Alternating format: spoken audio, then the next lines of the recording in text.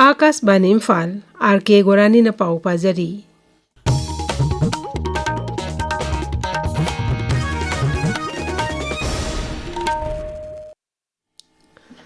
Manipur ngasi maigi kumhai Diwali pangthoknari maigi kumhai asi anganbana amamabu joy tawi afabana phatababu maithiba pi haibdu utpa kumhai ni numit asi miyamna langi lairami bu khoramnaduna yum yawna dukan sing ningthina mai amadi lei sing ningthi jana sem saduna thabnari asiguma maigi kumhai asna lakpada miyamna harauk tayamna phongdoktuna amata oibigi khudam utli Sahi amagi manungda amukta thokpa ningol singna khawrang na ngaijaba ningol chakobana lakpada khwairiman kaithel yauna tampaki kaithel singda por leba lakna badagi singna chaina ngamdana miyam tille ningol chakobi thorom asi sahi aniro mapung phana pangthoktana lakpani adubo handagi sahi asti mapung phana pangthokna ba miyamna thawrang tawnari Imphal gi maroi lambi singda miyamna kaithel kathoka sin tawnabana ka hena sinki Marak asida ningol chakoba gi damag raijagi fisheries bibhagna sinduna Imphal hapta kangjebuda hayeng ngagi mela pangthokani Fishery bibhagna mela asta yongadaba tongan tongan nga singi mamal hanana laukthokhrabani Gangumai Kamai Foundation sinduna Gangumai Kamai Memorial Lecture ngas Imphal gi Jawaharlal Nehru Dance Academy Auditorium da pangthokre Laikhidraba Professor Gangumai Kamai Manipur da apunba amadi nungsi chanabagi mari sagana bohanabada asoba thodong laramba misakni Haujik laiba Manipur gi phibam asida laikhidraba Professor asina khalamba wakhalon sing aikoi punna ngakna chatminabagi tangai fadaba leire haina Gangumai Kamai Foundation gi trustee member Dr. Ram Kamai na phongdokli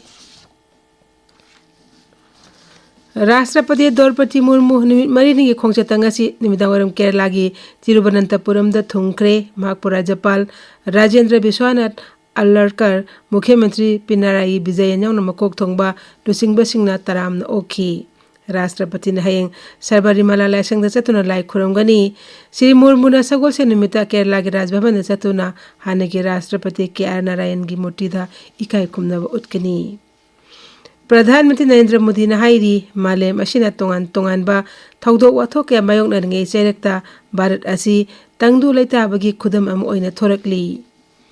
Diwali kumai dalaibak asi miyam da iba chithi amada Sri Narendra Modi na hai ikui kuidana Bharat asi malem gi senmit londa khwaidagi mating leiba achauba ahum suba leibak oira kadori mangna hai Brexit amusu Atmanirbhar Bharat ke khongchat asida leibak kidamak mathau mapung phana pangthokpa haibasi nagarik pumnamaki tangai phadaba thodangni Ngaksel Mantri Rajnath Singh na haidi mapangan kanba police force kaktana sakti leiba leibak ama sema ngami amasung masimag sarkar gi pandamni New Delhi da ngasi police commemoration day gi thoromda National Police Memorial da athobasing maphamda laikatuna ikai khumna ulaba tungda wangang bada mantri na wafam asi phongdokhibani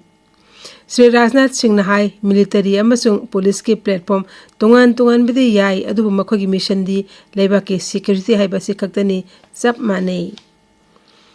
Bihar Vidhan Sabha Mikhal gi ani suba tangka ke merep se singe scrutiny ngasi pangthokre tangkak asida Vidhan Sabha kendra chamga tarani thoi da bot thadanagani Mikhal mathang thagi tarama thoi da pangthokani tangkak asgi merep se lakthopi aroiba numitna matham tha asigi kolumdoini Tangkak asigi mirep se singa scrutiny tawbada Champaran jila gi Sugauli Vidhan Sabha kendra da mirep oinaba mirep se pisilakhiba Bikasel Insan Party BIP gi mirep amagi mirep se yakhidre Ani suba tangkak ki Mikhal pangthok kadawriba jila sing adudi Aurangabad Bagalpur Jammu Bankar Kaimur Rohtas Gaya Nawada Arwal amasung Zainabad jila sing yauri Amarom da mar ki Mikhal pangthok kadarbe Mizoram gi Dampa Vidhan Sabha kendra gi mirep se pisin bangasi loikre mirep mangana makhoi gi mirep se sing pisin narakhi Mizo National Front ki MLA ma lekhidabadigi mar ki Mikhal asi pangthok pani